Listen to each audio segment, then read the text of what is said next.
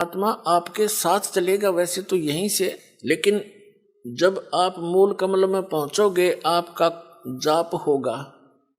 ये प्रथम मंत्र में जो आप जाप करते हो मूल कमल का किलियम, तो वो परमात्मा आपसे पहले यहां तक तो आपको क्लियर कराए पाओगा, आपका डेबिट क्रेडिट साफ करके, और आपके वहां अकाउंट यहां तक तो ऑटोमेटिकली आप साफ मिलोगे। फिर त्रिकुटी में जाकर बात बिगड़ती है। वहां एक बहुत बड़ा मेला भरता है, वहां पर बहुत भयंकर स्थान है वो अनजान व्यक्ति के लिए। कहीं पर जैसे मेलों में आपने देखा हो, कहीं तक कोई नाच रहा है, कोई गा रहा है, कोई रीछ नचा रहा है, कोई बाजीगर तमाशा दिखा रहा है, कोई रागनी गा रहा है, किता कुछ ढोल पीट रहे हैं, और किता कोई साधु संत कोई कथा सुना रहा है। तो त्रिकुटी पर जाकर के बहुत बड़ा विशाल स्थान है वो, वहां पर ये काल नीचे के जो संत हैं नकली उसने भेज रखे हैं, ये इनके रूप धारण करके अलग अलग मंच बनाकर वहां सत्संग कर रहा होगा, और कहीं नाच रहे हैं, कहीं गा रहे हैं, कहीं पंक्तियां लगी हैं धर्मराज के दरबार में जाने के लिए। तो वहां यदि परमात्मा आपके साथ नहीं होंगे तो आप विचलित हो जाओगे,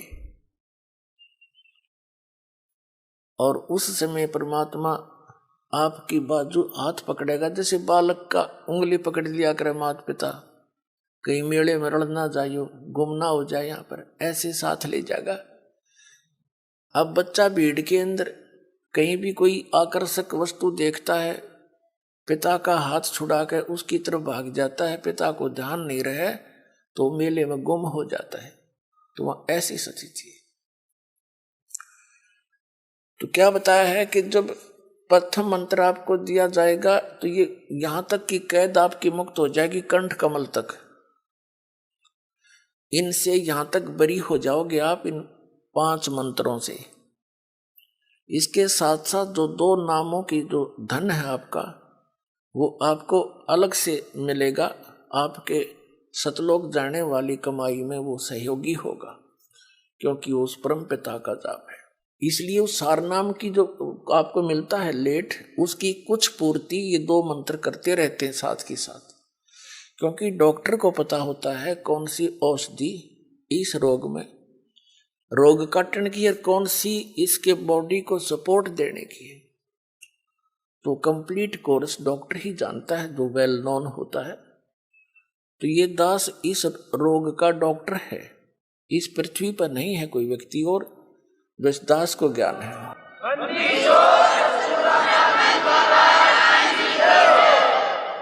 जब आप त्रिकुटी पर पहुंचोगे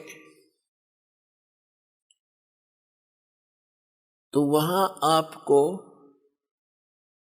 इस दास के रूप में परमात्मा मिलेंगे। तो उस जैसे हमने सबसे पहले पति भर्ता पद पर आना पड़ेगा, वैसे तो इस ज्ञान के आधार से दास ऐसा आपको दृढ़ कर देगा, दूसरे संतों की आपने बात भी नहीं सुहावेगी, क्योंकि उनके पास अध्यात्म ज्ञान नहीं है, अटपट है। तो उस त्रिकुटी के उस मेले में वह कई सत्संग भी कर रहे होंगे, आप उधर देखो भी कोई ना कि तो बांडे हैं नींद में, जिनका पास कुछ नहीं है।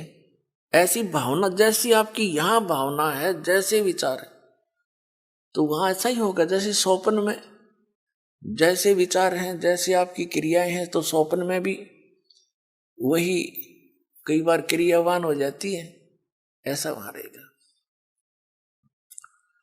तो जैसे आप जी ने